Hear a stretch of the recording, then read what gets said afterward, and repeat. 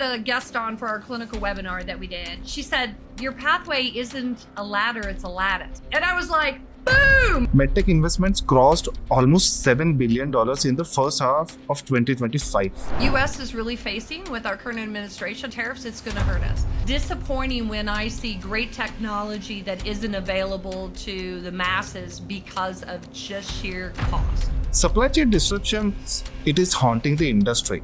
The cyber attacks are rising day by day. The regulatory compliances are not enough at the moment.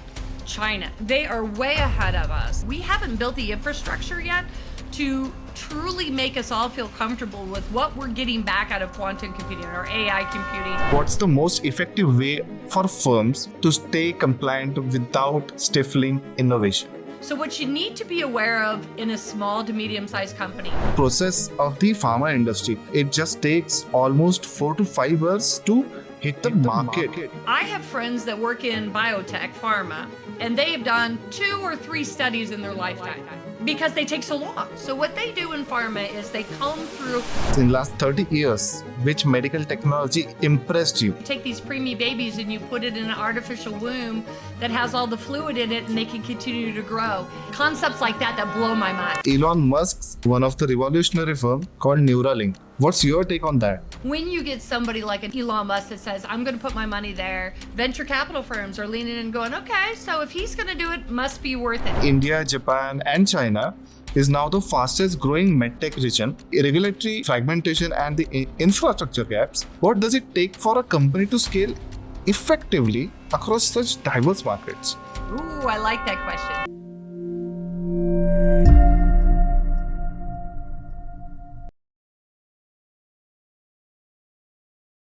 Welcome to this podcast. Thank you so much for your time.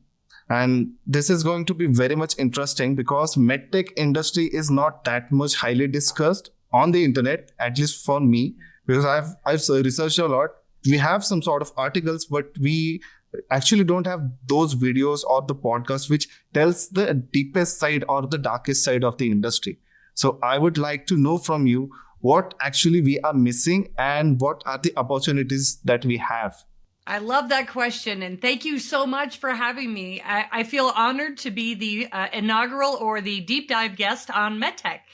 So Cindy Grabowski here. So I have 30 years in working in MedTech. I've worked for 9 medical device companies, 7 of which have been startups. And it took me about 30 years to be as well-rounded as I thought I needed to be a VP of clinical affairs. And about a year and a half ago, it hit me that I was about 10 years away from retiring. And here was my opportunity. If I was going to give back in a larger way to an industry that I have grown to absolutely love, that it was time we start closing the gap, making it aware. It needs to be an awareness campaign that there are careers out there in medical device manufacturing that nobody knows about.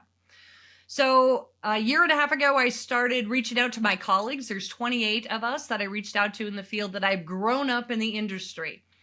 So when you go and talk to high schools and universities about medical device manufacturing, I ask them, what do you know? And they're like, oh, you can be an engineer or you can be a doctor nurse. And I'm like, perfect. You have bookended our whole industry.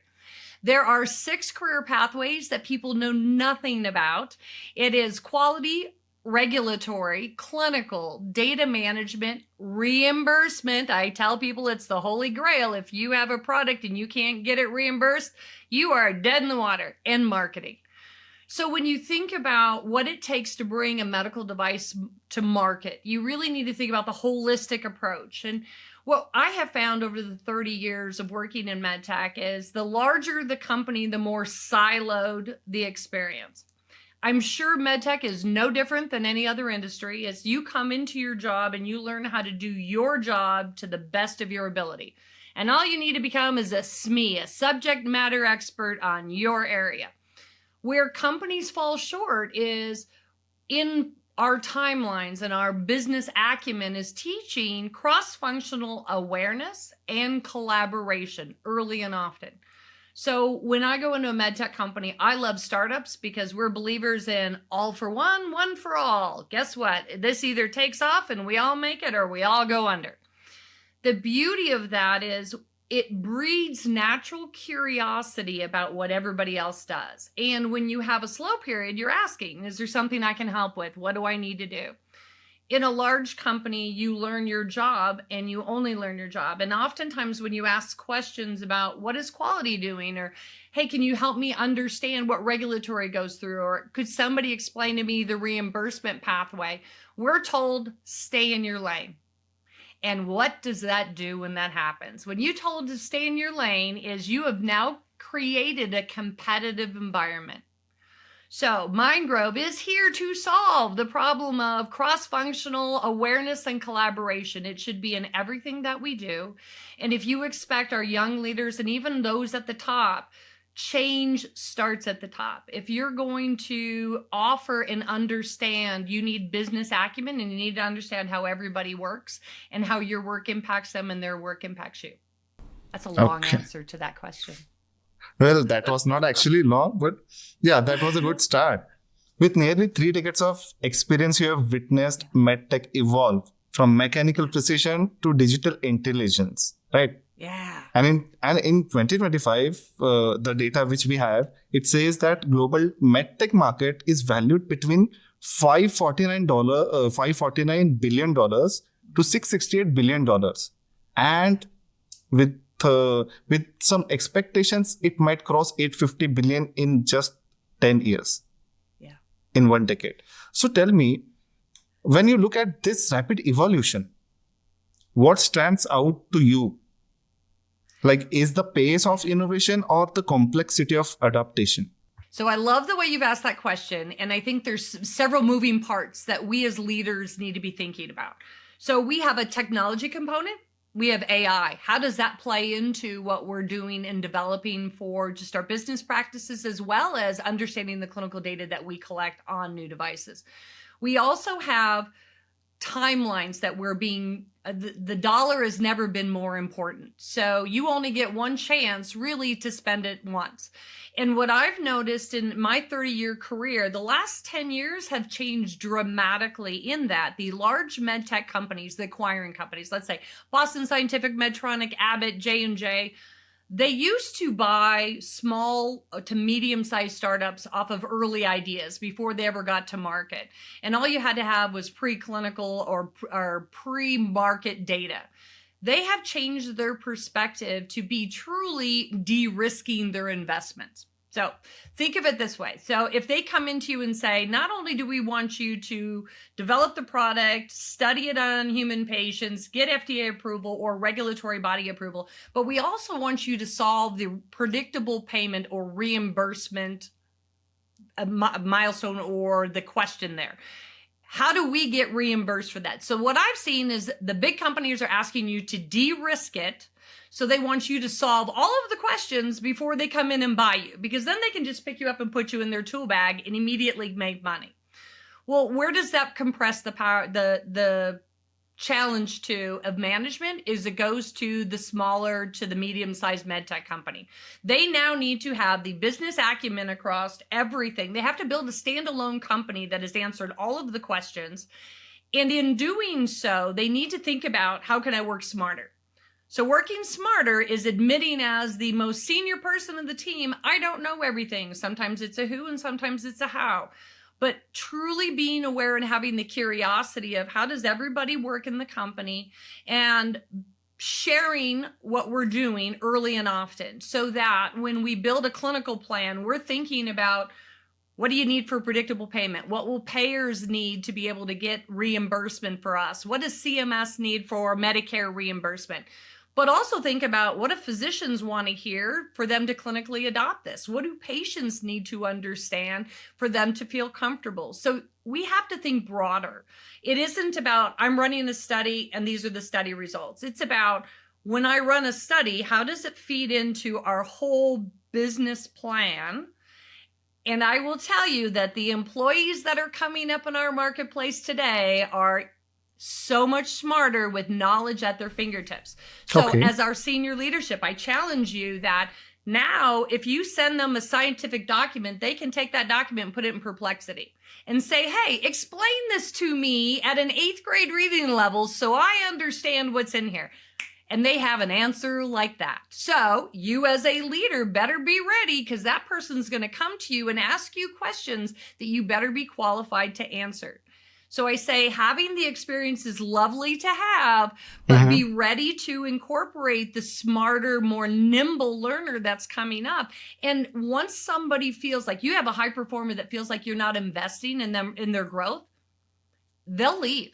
And then it costs you money to retrain. So I think you need to be tuned into, am I growing people? Am I putting them in situations that they have opportunities for growth? And that's where Mind Grove comes in. We believe what we bring to the table is we're your partner in investing in their growth and helping them feel like and understand the entire company and not just their silo. Right. And yeah, you made some critical but valid points. You have mentioned that technology, like the hardwares as well as the AI integration, has been the prominent thing in last 2 years. AI has been the extreme thing for almost every industry. Absolutely. You can get funding if you say you're doing AI. Everybody's like, well, what's your AI component?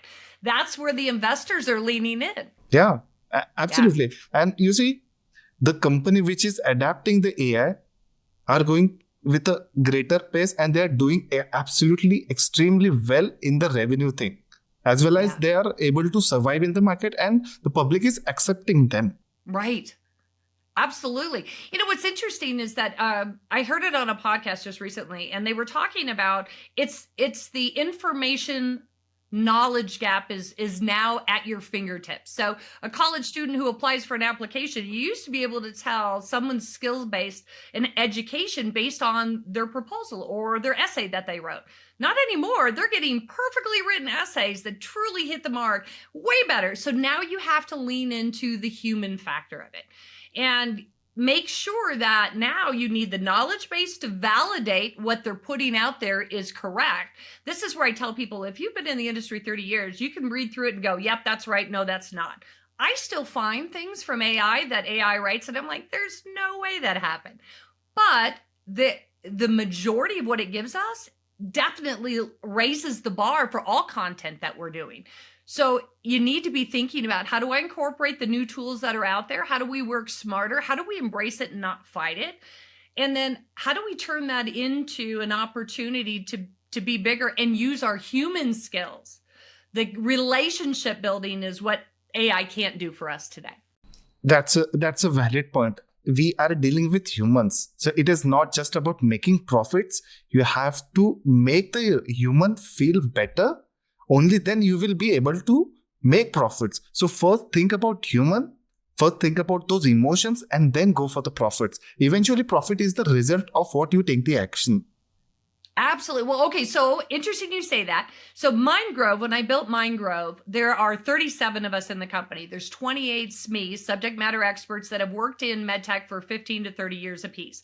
So we've got a ton of knowledge across the 6 career pathways, but we also have 9 instructional designers that focus in and specialize in e-learning for the adult learner. We learn differently, and I think that's important. When I built the company, I decided not to take any venture capital or PE firm money.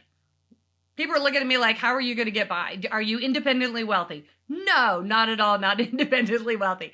But what I wanted to do, and it was from my experience of working in the 7 startups that I worked in, is the venture capital firms or the banks that are funding the companies. Company success is built off the knowledge base of your people.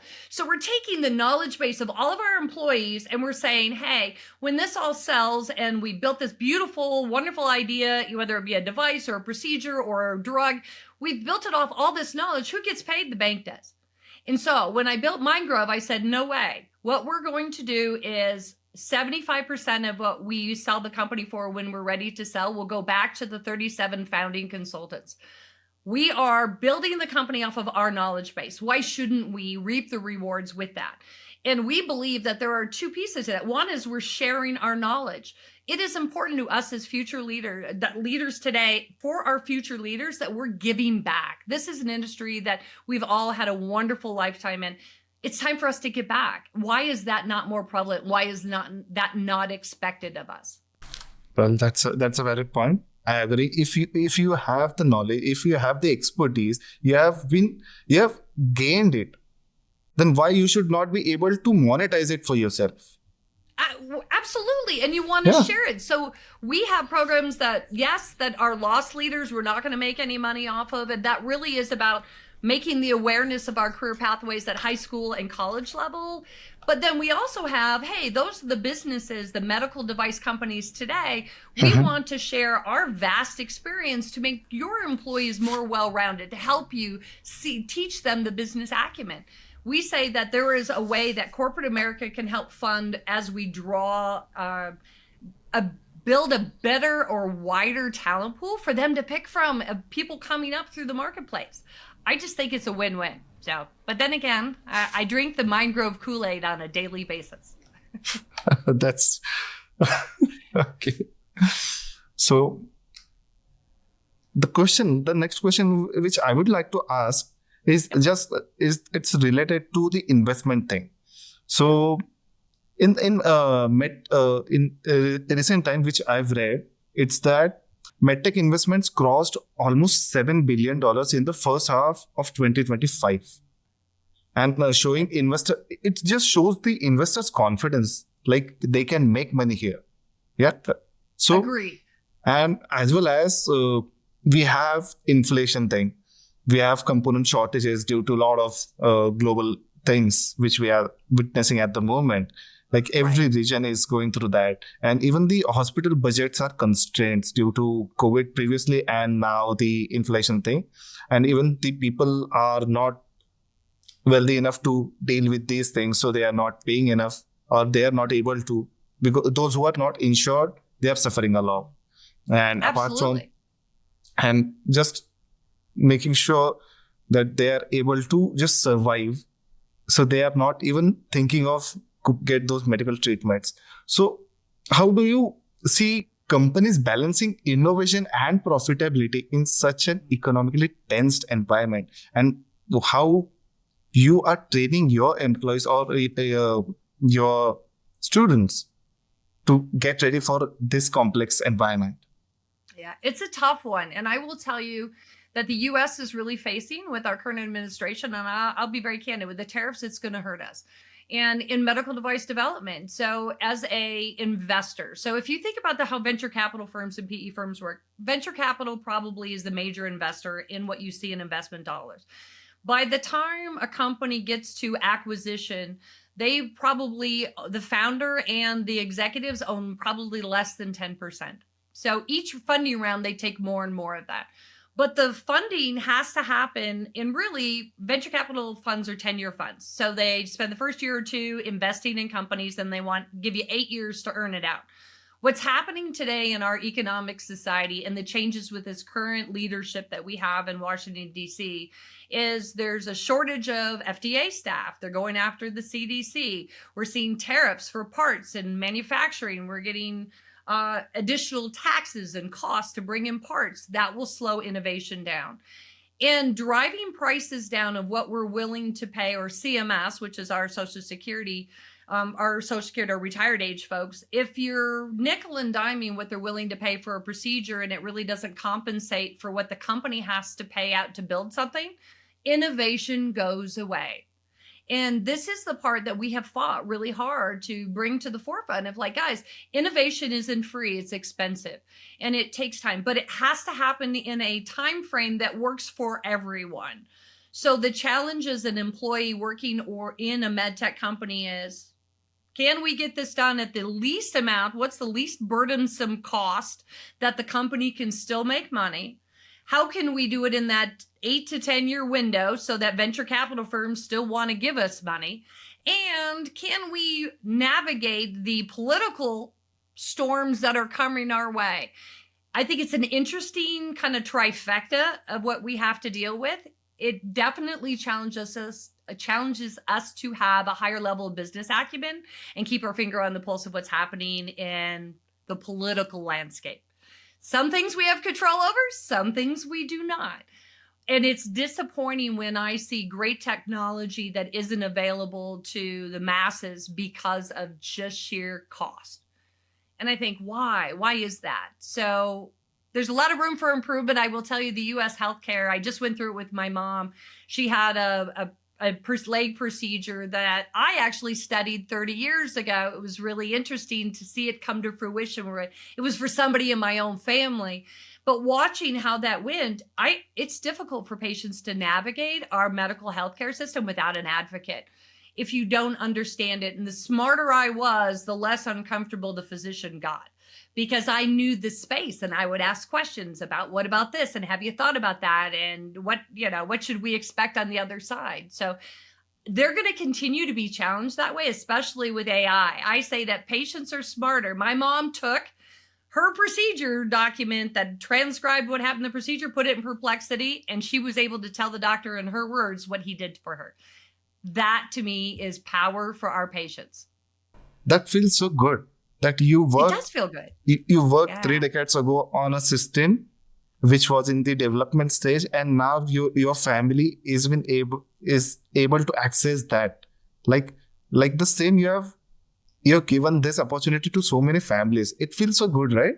It's amazing to me. And the funny part is if you work on the sponsor side, we call it sponsor, it's the MedTech, medical device manufacturing side of it. We do not get direct access to patients unless the company invites those patients, commercial patients, back in to talk about it.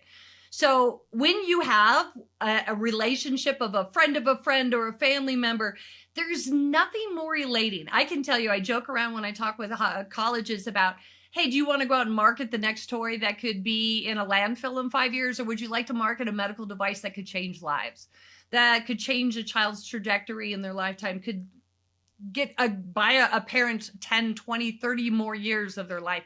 There's so many things that directly hit home that, it's unlike any other. It's our why. We say it's why we show up every day. So, as you mentioned about the tariffs and how it will increase the cost of the production as well as cost of the research and development of new innovations and products. So I would like to ask you, supply chain disruptions actually it just started. It just started off and it is haunting the industry. Yeah.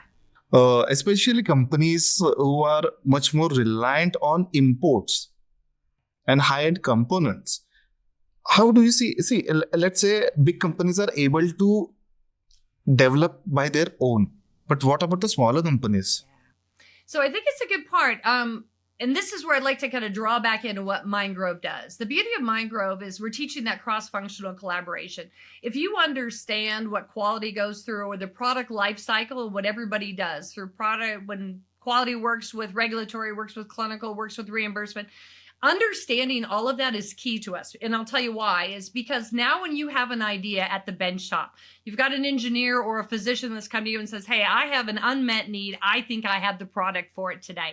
The conversation isn't so much of let's try to make the product and see if it sells. It's, is there money enough to do this? And if the numbers don't work, it should die on the vine immediately. And what we need to think about it isn't the economic stake today. It's where are we going to be in 4 years? Where are we going to be in 8 years? Because you're going to go through your clinical. It takes 2 to 5 years to bring a medical device all the way through the pre-market stage. So if you figure out, okay, I can build the prototype today, but am I still going to be able to access the same parts at this cost 5 years from now when I'm getting ready to scale up? Those are the type of learners. Those are the type of MedTech employees you need to have sitting at your table in every one of the silos. Is you have to think bigger. You have to think the business acumen. We have to look at what's in the future, make decisions based on that information. And you can't do that by just knowing your own job. Like we are seeing the deep talent shortage at the moment, right? And that is why the AI is helping the industry to just fill the gap. But the main part is the security thing. The cyber attacks are rising day by day. And even the regulatory compliances are not enough at the moment.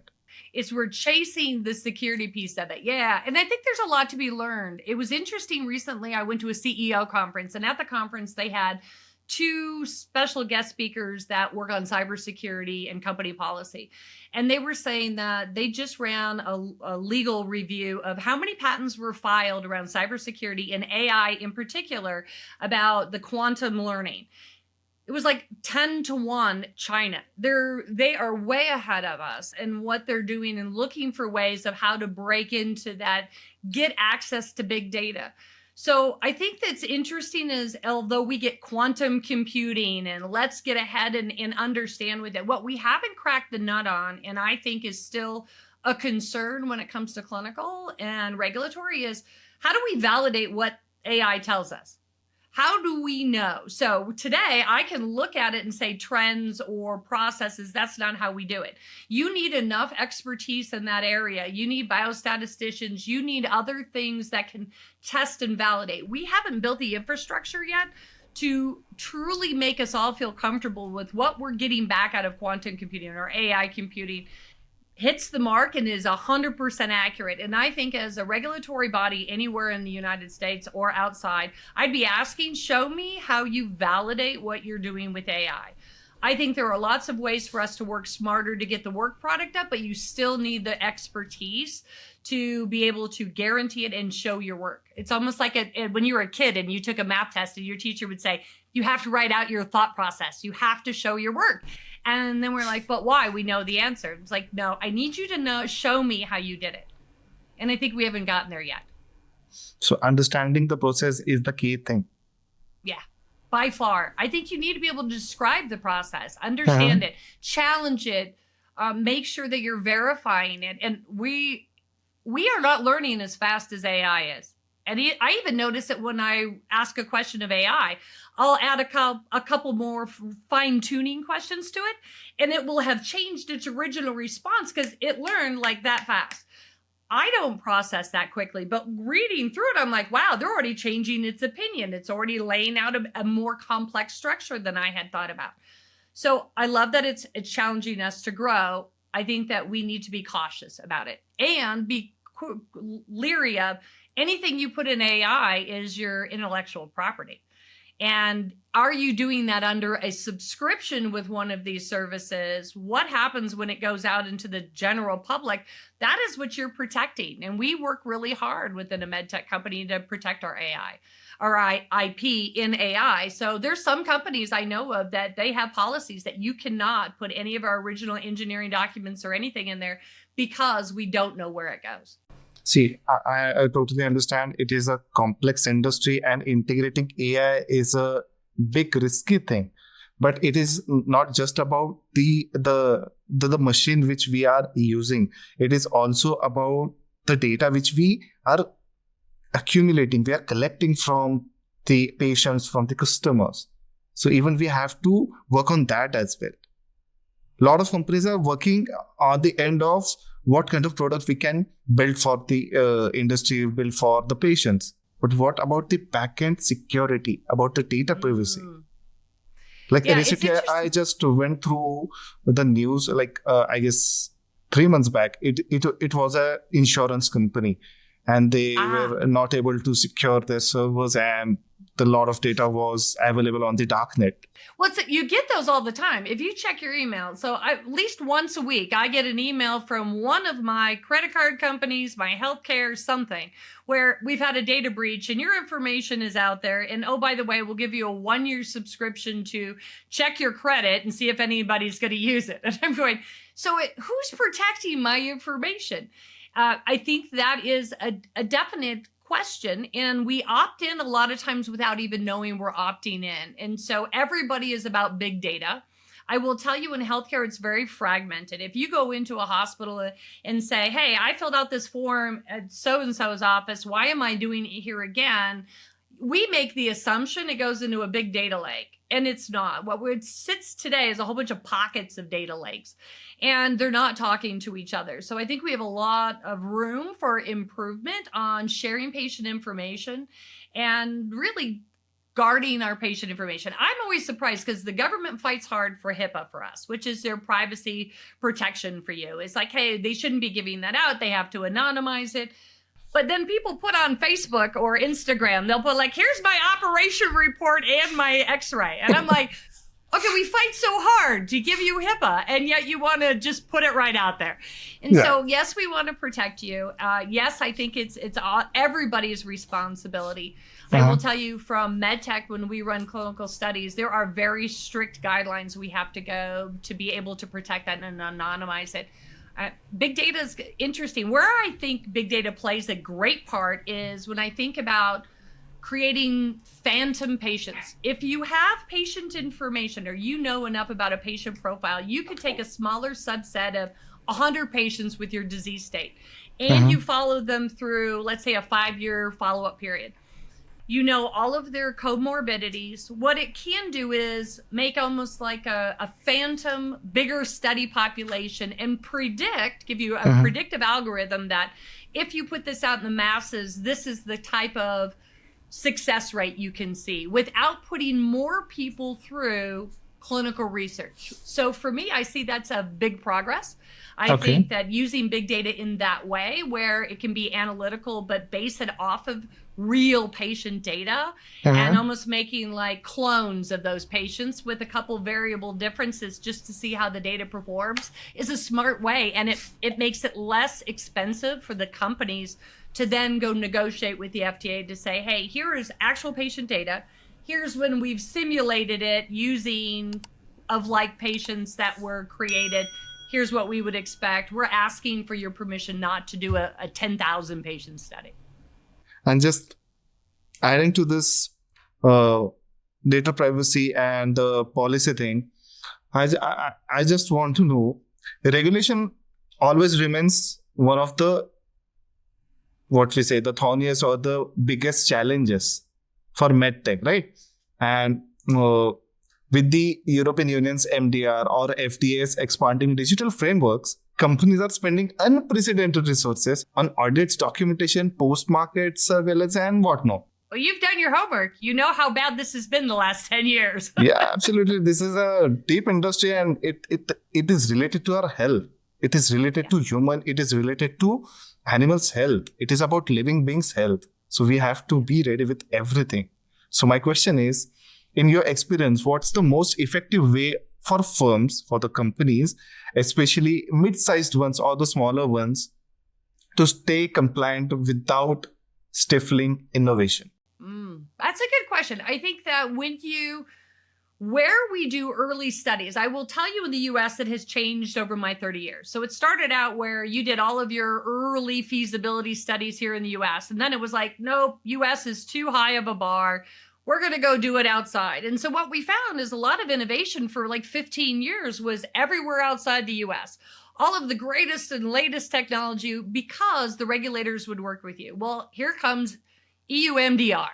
It slams the door shut and says, guess what? So if you are, and I'll give you the example. So if you are a product that is a 510K and you've used a predicate device. So 510K is a class 2 device that usually has, you're a fast follower, a me too, or product behind it. So if you have one of those, you're pointing to somebody else who's already done all the clinical studies that has all the safety data. And we're saying, we're very much like that product. So we shouldn't have to do all those studies. And we think we get the same outcome. So there was a whole gamut of things that got that approval, that level. Well, EU MDR came in and said, guess what? You can no longer point to them as your predicate unless that company is willing to share with you their design history files, all of their test data, everything. If not, you have to take that indication off of your IFU, your instructions for use. You can't advertise to use your device in that way.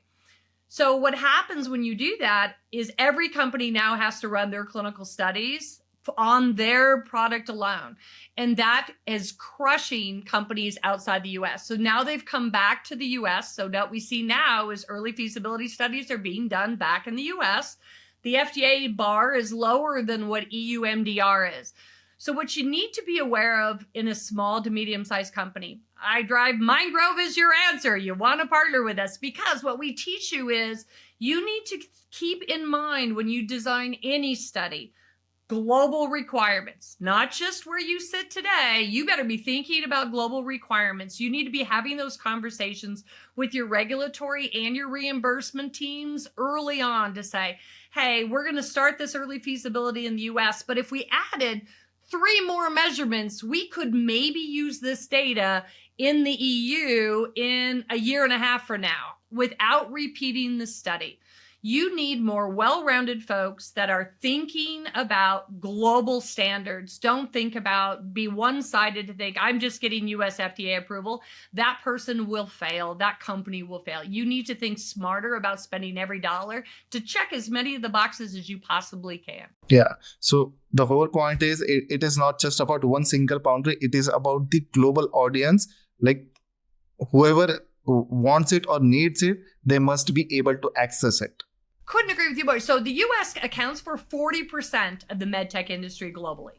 Wow. So you got to figure 60% of that is outside of us. Yeah. So although we like to believe we drive innovation, there's so much innovation outside of the US. And there's lots of companies that would like to come to the US, but the barriers and the misunderstanding of how do you get reimbursement in our healthcare system is a challenge. I would say that our healthcare system needs a major reform. I agree on this. Like, yeah, we need reforms now. Yeah. After having so many technologies at our hand, we must have some reforms. Tough one. It's hard to be successful. Yeah, just go on. No, I mean, like it's frustrating when we know we have technology. I have seen technologies that have died because they can't get reimbursement, but yet would have really helped patients. And those are the roles or companies that I've worked for that they've shut their doors because they couldn't get the financial piece to meet. And it's unfortunate. Yeah, absolutely. It's so great unfortunate. Innovation. Yeah. Oh, it just crushes you. You feel like, oh my gosh, I know this works. Yeah. But yet you can't deliver it because the economics don't make sense. And everything is about the almighty dollar. If we're not making a buck, nobody.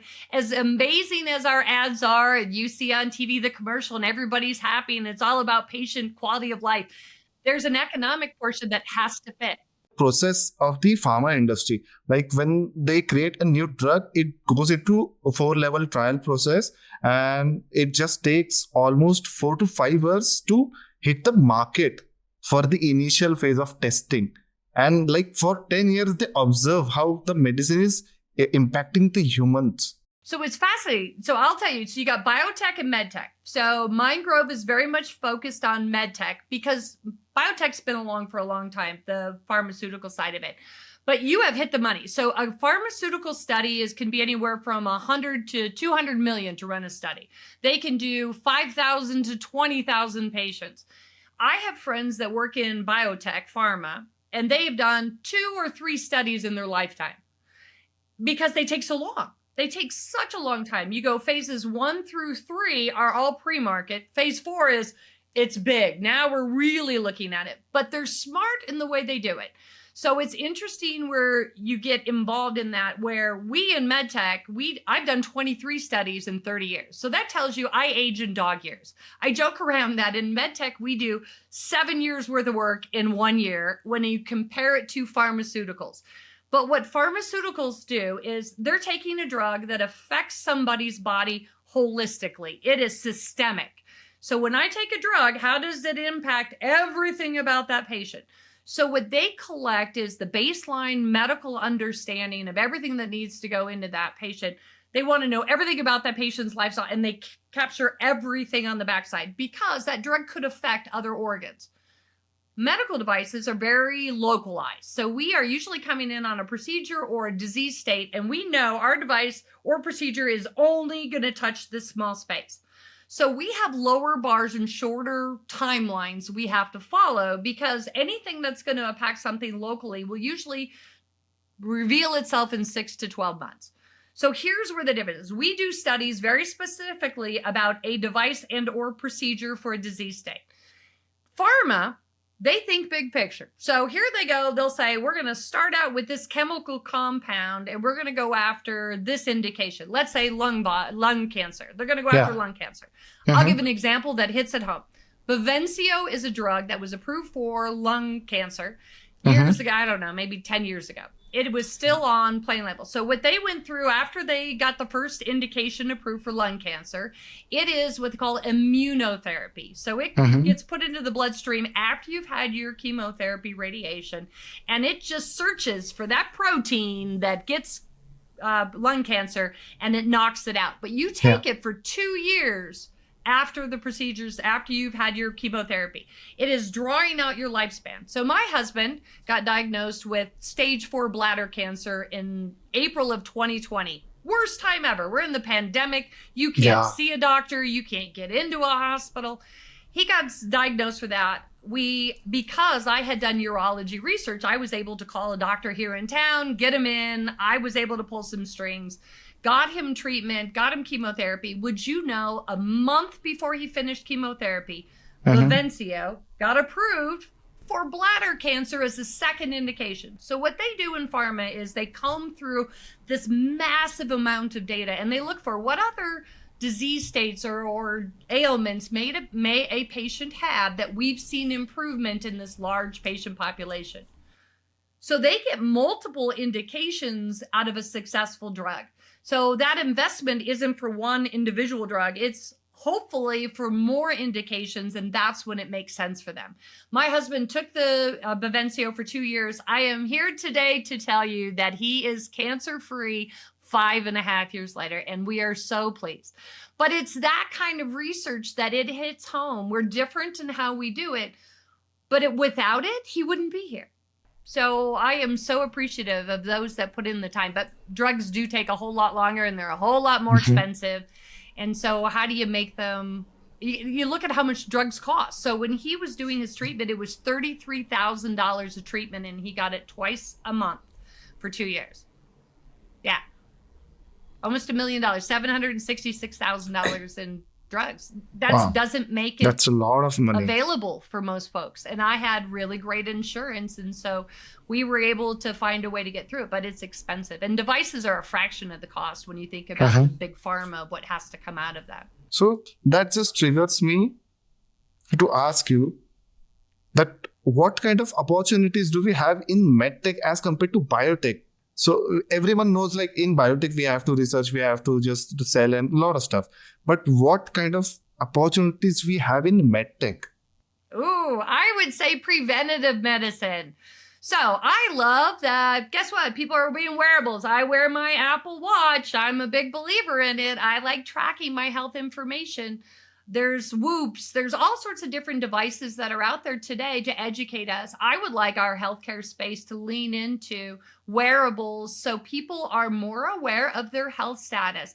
If we proactively teach them how to take care of themselves from grade school on up, to be aware of the numbers, your labs, you would avoid having to go to these really complex major procedures later. That's a challenge because guess what? That puts some healthcare workers or that puts some surgeries in a lower capacity where you're not making as much money. I would much rather have in MedTech, we need to think about preventative care, being smarter, being healthier. How do we lean in there? How do we empower individuals to own their own healthcare? In last 30 years, which medical technology impressed you? You were amazed, like, yeah, this technology was necessary and it just came at the right time. The one I've seen that hit the most, there's pharma, and then there's, I would say, for the neurostim. So I have friends and family that have Parkinson's. So if you think about the research that Michael J. Fox's organization does, but using neural stimulation to control organs that no longer, or movements that no longer work. So neurostim devices for people with Parkinson's, they get tremors and their quality of life. You can buy them anywhere from 5 to 20 more years by a neural stimulation implant. And you can do, I think, up to 4. I'm not a neurostim person, but watching how that changes someone's life from complete immobility to I can walk across the room, I can go to the store on my own. It's those major quality of life. Now I see the robotic legs that people are creating now. You see robots that can do things. They're now doing almost robotic suits for quadriplegics or paraplegics that can walk for them. I think that is where the future is going for those, that you're not limited to the wheelchair, that those that have catastrophic injuries, whether that be stem cell for the nerves, regenerating nerves. There's a company that's out there right now that I love that is building a mechanical womb that has fluid in it that when babies are born, they're right in it right now. So that if babies are born between 20 and 24 weeks, right today, they go into an incubator, but it isn't a womb. And they're building an artificial womb. And I think it's at the University of Pittsburgh or Pennsylvania. Kim Rodriguez is their CEO. Love that company because what it will do is you take these preemie babies and you put it in an artificial womb that has all the fluid in it and they can continue to grow. It's concepts like that blow my mind. I think, okay, those people eat a different bowl of Wheaties than I do in the morning. I am so impressed by that. You mentioned about the artificial womb. It sounds like futuristic. It's too futuristic at the moment for me. Like we watched so many movies and they have mentioned about these things. Yeah, it's fascinating. You would think about that. Like we used to talk about the Jetsons when we were kids watching that cartoon. Like they lived in the sky and they flew around. Some of what was in Jetsons, like the robot cleaner, then cooker, we probably will have shortly. But if you think about movies, the science fiction movies that we've watched all of our lives, some of that is coming true today that I would not have expected. Like AI, it blows my mind. It's been in movies for a long time, but I always thought, oh, I'll never see that. Boy, it's blowing my mind today, I can tell you. As we are talking about the technology, this is very important to mention Elon Musk's new firm, not the new firm, but one of the revolutionary firm called Neuralink. What's your take on that? I haven't done a whole lot into the Neuralink space, to be honest with you. I would reserve an opinion on that. I know that Elon leans in a big way where he pushes the envelope, and I appreciate that in a lot of ways. We own a Tesla. So I would say that if he can bring focus into that space where it can advance and put money toward it, oftentimes when you see somebody like that is a serial entrepreneur, that is a trailblazer, it helps for other companies that are leaning in and doing that. I always joke, I call them, you're going to do what to who? Because that's usually the response that I give them when I tell somebody we're going to do something. They're like, what? That's exactly what you want. You want to look at things that are just pushing the envelope, things we hadn't thought about or things we thought were never possible. When you get somebody like an Elon Musk that says, I'm going to put my money there, suddenly investors, venture capital firms are leaning in and going, okay, so if he's going to do it, must be worth it. And it validates a market space that might otherwise be very difficult for a CEO to be able to get funding for. Yeah, and that's a big thing. Like, if a big shot is investing in that industry or in that specific product, others will definitely lean into it because they know there's a big money coming there. Yeah, they know there's going to be attention, and they'll tell you that he wouldn't go there if he didn't think there was some promise. Now, is there a significant amount of risk? You bet. But sometimes being a fast follower, being the first Me Too device behind it, it's pretty profitable.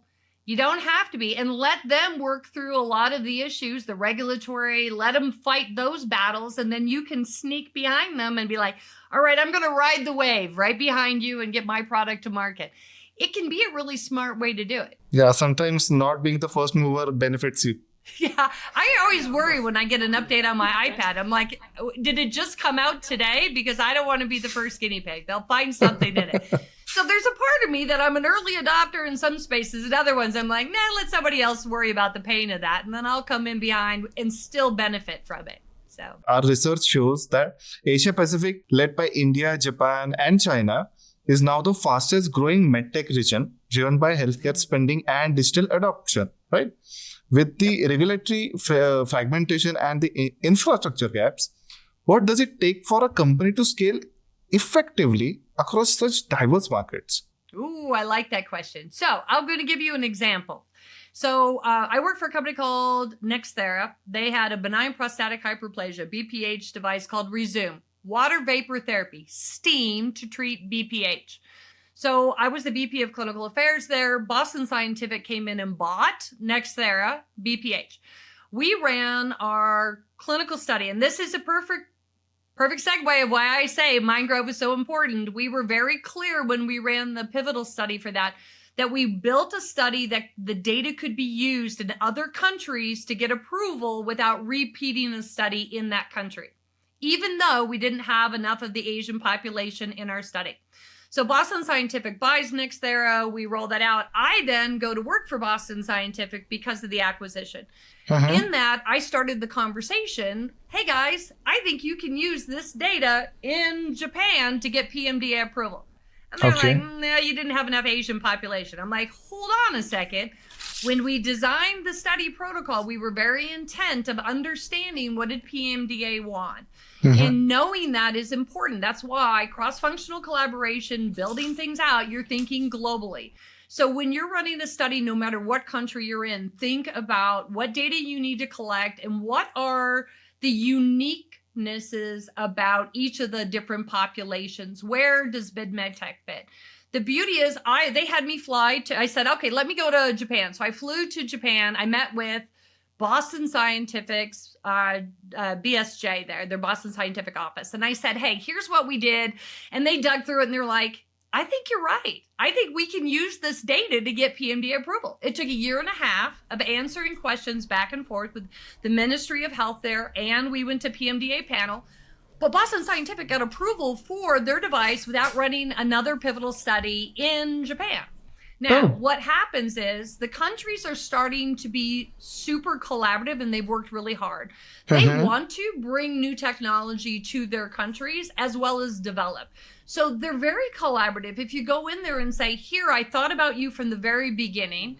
Here's my data. Here are where the shortcomings are. What can we do to get approval to get it out to your masses? Because we want to bring new technology. But could we do a post-market study that then collects data on your patient population and make sure it mirrors the results that we saw in our country? I think that's where reaching out, working with them collaboratively, they are starting to see our roadblocks and our shortcomings, and they're getting smarter about it. And they're like, okay, so we're going to develop it ourselves. There is less than 2% of technology that comes out today that is novel anymore. So what you see is a majority of Me Too or variations of things that are already out there. They're getting smarter about, are we moving into and understanding what needs to be changed about the original device and not trying to sell the archaic version? They're smart about it. They'll iterate and they will have a better product and probably can do it in less the time. Well, this conversation, I have to say, this conversation is getting way more interesting than I thought. You didn't expect, yeah. This is what happens when you get people. I always say MedTech people are super passionate about what they do, but it's important that we are always learning and paying attention and keep our finger on the pulse. And it requires conversations like this where you ask questions and I think of things in a different way that I hadn't thought about them before. Yeah, thank you for that. And so we are talking about the global thing. We are talking about the integration. We are talking about the Me Too thing, sharing the data, sharing the information, sharing the research. So tell me one thing. MedTech leaders today are not just managing technology, right? They're managing uncertainty. We have to face a lot of things. So from your leadership perspective, how do you stay centered and decisive in such a volatile and regulated environment? Ooh. That's a deep question. Oh, wow. Okay. So I would think that for me, my success has been kind of three-pronged. First is authentic and servant leadership. As I've grown through the ranks and been super curious about what everybody else does, I ask a lot of questions, but I'm the first person in the room to tell you I don't know when I don't know. Okay. And I think that the higher you get in a company, that becomes even more important. That nobody expects you to know everything. What we do expect is that when you don't know it, you bring the right expertise to the table. So I think it's important to do that, keeping your finger on the pulse and knowing that we didn't stop learning when we took a job. Why would you expect that at any level in your career that you're not going to continue learning? So I'd say servant authentic leadership. I think it's important to pivot or persevere. I encourage everybody I work with that when we start out on a plan, we're going to learn things we did not know or the environment will change. if we are in tune with that, come back. Let's talk about it. Well, let's renegotiate. Let's be realistic. Because sometimes you say, we started in this pathway and it's not working. So we're either going to abandon that or we're going to persevere. Maybe we need to message it differently, or we're going to make a pivot. The data doesn't tell us that. We need to go in a different direction. I think being open to that it isn't you set a plan and run with it. Nope, you set a plan and then you reiterate and look at it and test it and talk about it. The last piece is being gracious with everyone around you. I am a firm believer you have to share your knowledge. Share your knowledge and they will share it with you. And the hard part is the pandemic has really challenged the work environment. What you used to learn by being in peer-to-peer, being in a cubicle next to somebody, that's gone. So what you're learning is what you pick up in a meeting or what you're learning from your own projects or the expertise of whoever's mentoring you. I love going into an office space where everybody's sitting there and you hear the buzz. Because if you get real quiet and you listen, suddenly you're going to hear some stuff you didn't know. And this happens on a daily basis. So it's getting people back into a space where they're learning from each other. It's super important. And I know that when we're hearing big companies say, come back to work, come back to the office, they're forcing you to be back in the office. And people are grumbling about that. I hear that, but I have yet to see where there's another option to bring that collaborative learning. It's hard. I think that peer-to-peer learning, you learn it either you have to be intentional. And that's why we built MindGrove the way it is. We've used all of our knowledge base across these 6 pathways to really hone in on what you need to know in real world experiences. We give you real stories so that cements home because we couldn't find it anywhere else. But people need to be open to the human factor. Ask questions. It's okay to say you don't know. I say it on a regular basis, and I get a kick out of it. People's faces, they're like, I don't know, but I'll go find out. Or maybe you know more about it than I do. Let's talk about it. The moral of the story is, if you are the captain of your team, it is not your duty to win the game by yourself. It is your duty to motivate your team and allow your team to do the job. That's the captain's part. Beautiful. I'm going to use that on my website. I'm going to tell you from now on, I'm going to quote you on this one. I think it is. It's our job. Because what you see is you get 2 types. We've all had them. They're managers or leaders. Tell me which one they are. The managers are checking the box. They're not sharing knowledge. I call them me monsters. They're always out telling everybody about what they've done. I'm like, you didn't do that. It took the entire team.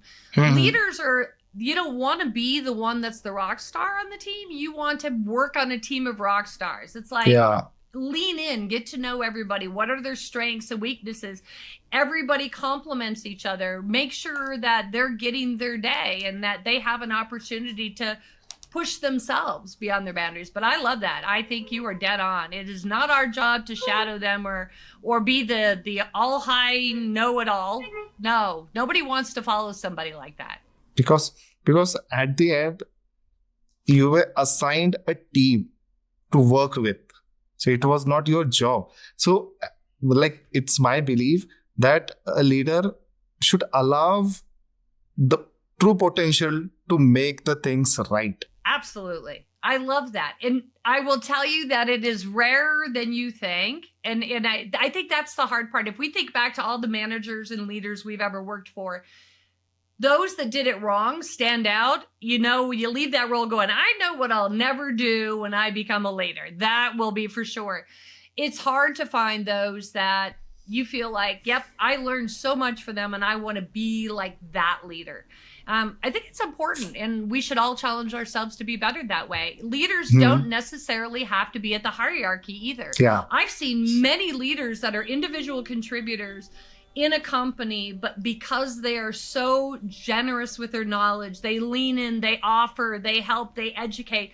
I'm like, you're a leader and I want you to know it, recognizing that you can be a leader without having a team as well. It's so simple that managers deal with followers and leaders deal with doers.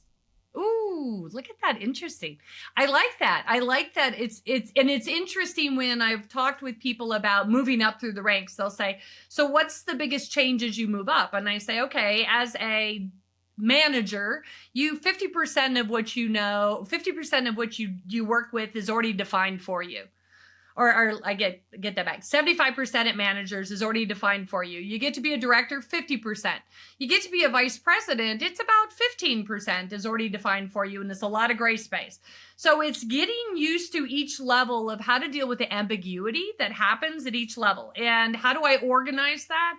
And how do we build a plan out of that? So each level is kind of weaning you away from somebody else's vision and allowing you to create your own vision. And what does that look like? And I want to make sure that we have more diversity in our workforce. I think it's one of the big struggles in MedTech. When I looked around MedTech in the 30 years I worked in there, the majority of them look like me. And I'll be the first to say that. Clinical's a lot of females because you get a lot of healthcare workers, but you get into IT or you get into others and it's not as many women.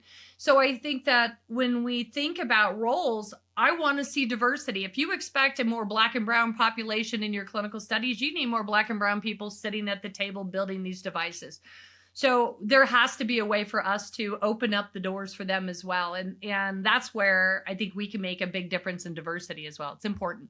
As we are talking about the leadership thing, please tell me, where are the next big opportunities in startups or in the big shot companies? AI is going to rule for the next 5 to 10 years, I would say for sure. Robotics, how do they lean in there on the technology side? Right. Drugs are a little bit harder. I think that they're still expensive and there's a huge dependency on it. It's almost like people don't want to get away. I'm always disappointed with people are more likely to take a pill than go to the gym. So the mentality is there will always be a market for those. It's like, it's much easier. I just take a pill and I'm good. Yeah. So I think there's lots of opportunity out there. I would challenge our industry to be more health focused. How do you think back of, although we had shorter lifespans, we ate better, we had less chemicals, we were just more health conscious. So I'd like to lean in that way. I think that the companies that are successful are investing in their employees in a different way. You have a different talent pool coming up through the ranks. I know that a lot of senior managers like, oh, those kids, they don't want to work. That is not true at all. They're just working smarter. So I challenge us, if we have high performing folks coming up, we need to lean in a bigger way, find a way to meet them with the latest technology, AI, with training that ignites their passion. And that we aren't doing to them what everybody did to us. We're the old dogs. And I always love it when you see physicians, they'll say, hey, I got hazed coming up. I used to work 3 days straight without sleeping. Why should the new guys get it better than us? It's frustrating when we see that, because I see that even in the senior leadership in MedTech. It's like, hey, that's what I went through. They should have to go through that misery as well. No, it's crazy to me that you would put them through that. I think what you need to do is think smarter. How do you I would love it if they all did better than I did. I'd like them to be VPs at 40, not wait till 50. How do we get them to be smarter? And I think our job is to take away the competitive environment and make it a collaborative environment. And that's my mission, is it's not competitive, it's collaborative everywhere. That's the big statement, because not every leader thinks in that manner. No, they don't. Yeah, because if you're collaborating, you have to share your knowledge, you have to share your information. And no one is comfortable. Everyone wants to own it. They don't want to share it. Me. Yeah, right. I'm telling you, it's so crazy. It is even what affects our culture today. So what I see a lot is polarizing. It's my way is the right way. I don't want to hear your thoughts. And I'm like, guys, we have so many things that bring us together. We are more similar than we are different. If you ask, I want a healthy family, I want healthcare insurance, I want food for my kids. I mean, like basic necessities. But what gets everybody is it's mine. No, somebody along the way shared their knowledge with me to get us to where I'm at today. My job is to give back. And I would hope that I could give a Kool-Aid cup to everybody to say, your job is to share your knowledge. How can we do that? Yes, that's a fact. Because you see, it is about the human emotions. Yeah. Oh, I like that. So at the end, you have to just stick to the core thing.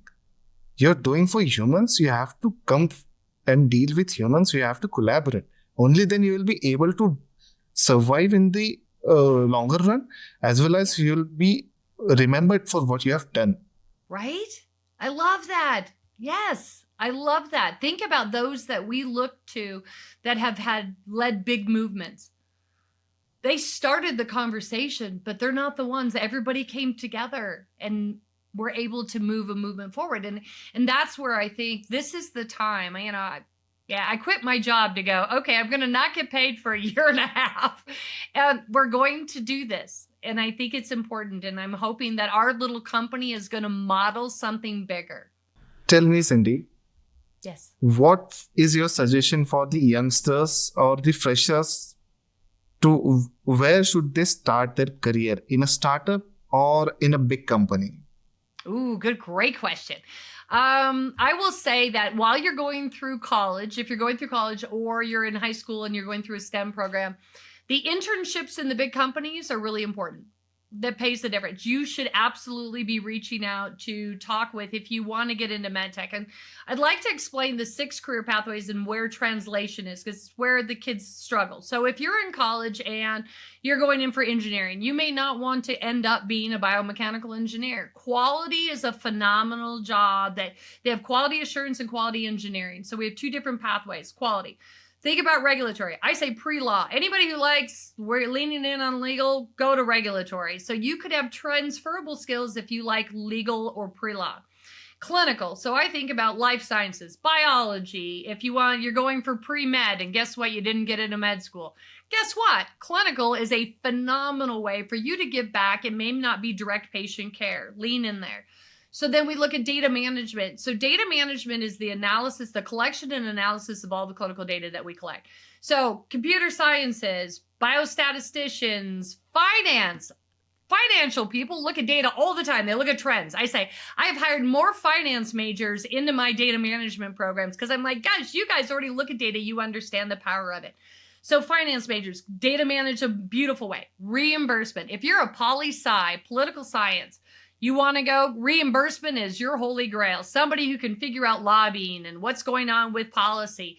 You need to be leaning in. And marketing, there's marketing. Everybody thinks about marketing, but nobody thinks about marketing for medical devices. So I would say, if you are going through college, be intentional about what programs you take. Think about how it transfers.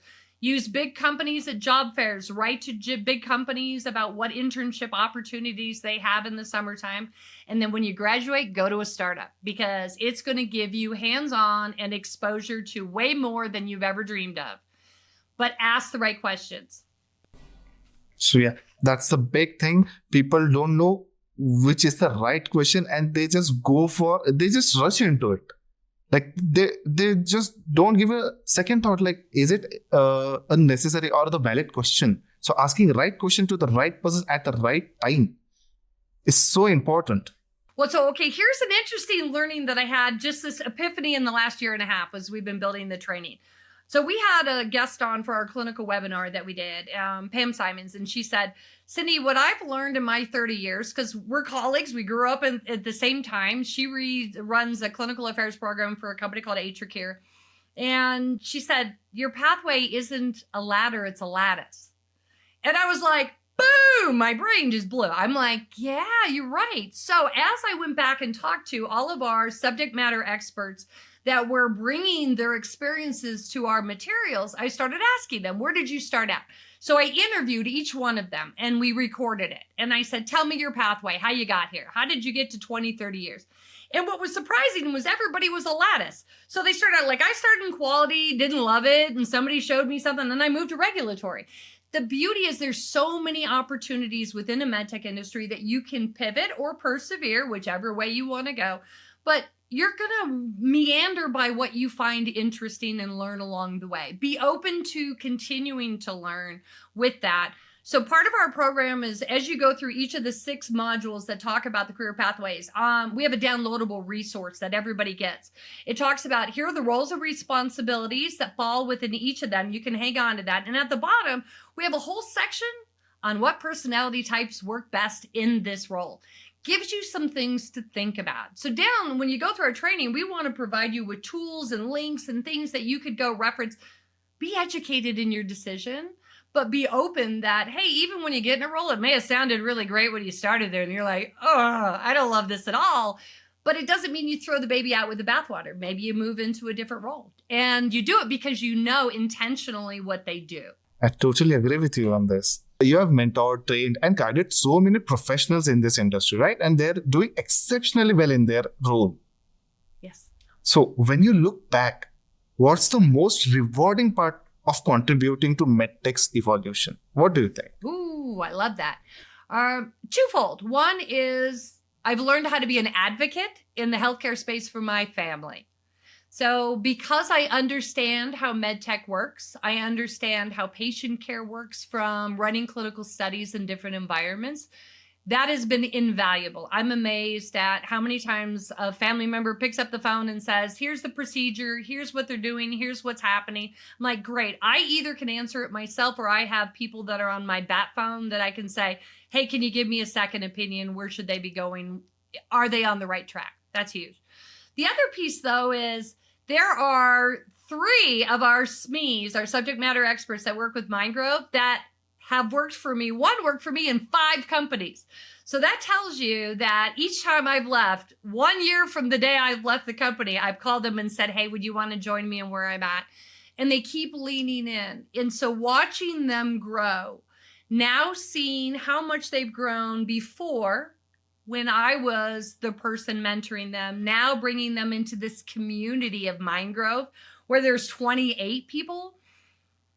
It's like I want to pinch myself on a daily basis. Like I'm watching exponential growth from these individuals who I've known 15, 20 years. And I've watched them and they're getting promoted. One just got promoted to a director role and she's so wicked smart. And I'm like, yes. And we all celebrate for her. It's that community. It's that there are so many folks. When I reached out to the 28 people that I started, the SMEs that I started Mindgrove with, these are folks that were my bat phones, and now we do it as a group.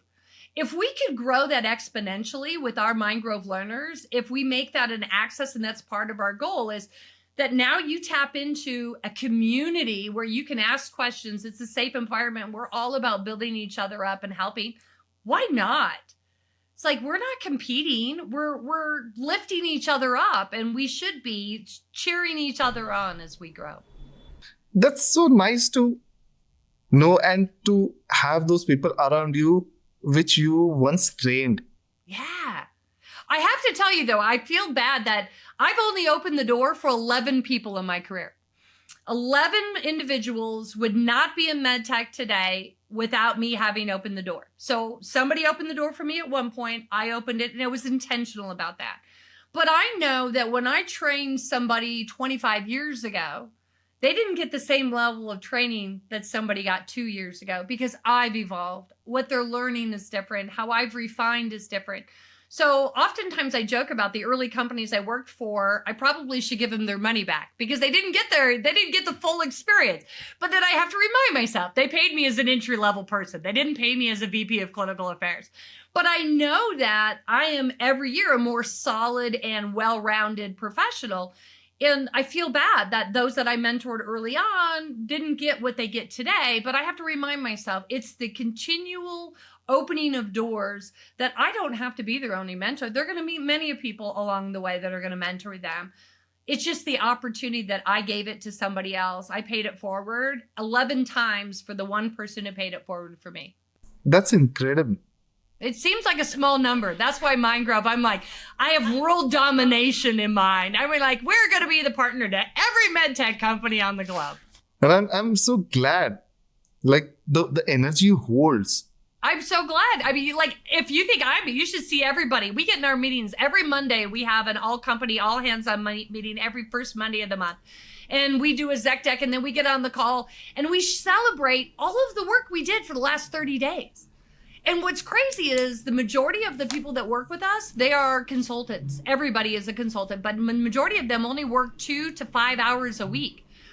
They do a regular job, and then they do this on the side. They're doing evenings and weekends. We've got full-time folks. We probably only have about 7 of us. And right now, we're just capturing our time.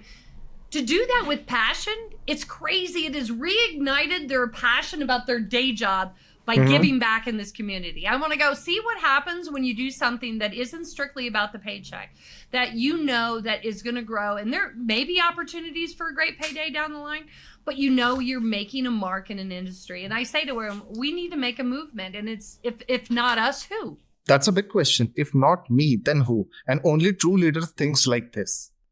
More people should. It's like, hey, we get old and then what? We're going to sit out on a rocking chair and all that knowledge goes away. I'm like, no, why don't we share it? And I'm learning from all the young folks. They ask me questions and I'm like, I don't know why we ever did it that way. That seems silly now. Yeah, that's a fact. And just moving ahead, one last question. What's that one message you'd like our listeners or the youngsters who are aspiring in the MedTech innovations? What would be your advice for them? I tell you, look for companies that are about collaboration and not competition. If they are introducing you and showing you how they collaborate together, they're the ones that are going to meet the timelines, that are going to get the difficult projects done. It takes great minds to do that. So ask questions in your interviews, in your deciding where you want to go. You need to be interviewing them as much as they're interviewing you, because you're making a time and energy investment. They're building your knowledge base, but it's going to be your skills that get them to that next level.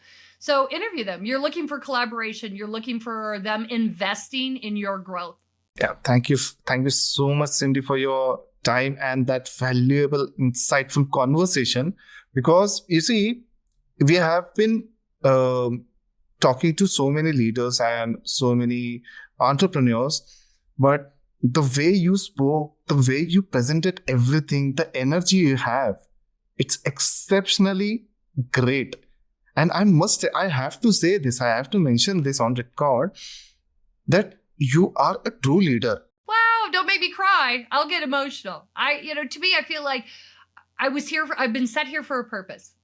And it's time for me to acknowledge that purpose and step up to accepting it. And it's not been easy. And I've had some very critical folks say some tough things about me because I am making them uncomfortable. And I say yes to that all day long. Because that's the job role of a leader, to make Absolutely. them uncomfortable and make them do the uncomfortable things to reach the exceptional level. You have to talk about the elephant in the room, and you can be status quo. I'm going to put my head down and wait to retire. That to me does no good whatsoever. And it isn't, I've been doing this for a year and a half now. It hasn't felt like work, not for 1 minute. And I put in 60 hours, 70-hour weeks in some weeks, and it doesn't feel like work because I'm doing the right thing. And I know I'm doing it for a bigger purpose, and it isn't about me. I guess viewers will agree with me that if the leaders like you are in this industry, we are relaxed. We are feeling relaxed. You're in good hands, right? This is what you think. Yeah, innovation should just come rolling out. Yeah. We should, because you're opening doors for people to think bigger, dream bigger, take chances, fail fast, figure it out. Nope, that didn't work. Oh, well, we'll go on to something else. So I think that's important, is that making people feel secure in that. Yeah. Just don't stop. Don't stop. I won't. I promise you. Until I punch my time clock and I'm leaving this earth, I will make sure that I'm opening doors. That is my mantra to myself every morning. Is my job is to make sure that I make somebody else's life easier today in one way. Right. So that's what Cindy speaks. Just don't stop. Go for it. Yeah.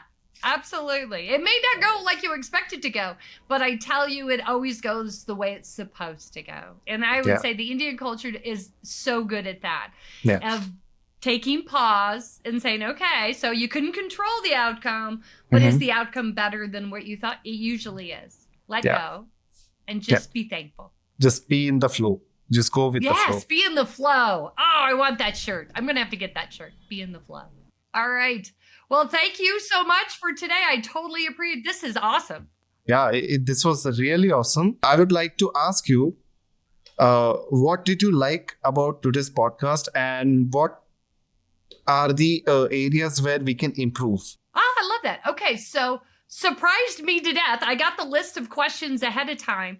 You went off script. which is great because I think it does challenge leaders. You can fish out, do they know or do they not know? I could have easily have taken your questions and gone to Claude and come up with some really tricky answer. But you meandered into spaces I hadn't thought about. And I love that. You challenged me in a global way. You talked about specific markets. So I love that. You did your homework and I appreciate that. That tells me as a leader that you took my time seriously. And I love that. Thank you so much, Cindy. Thank you so much for your time.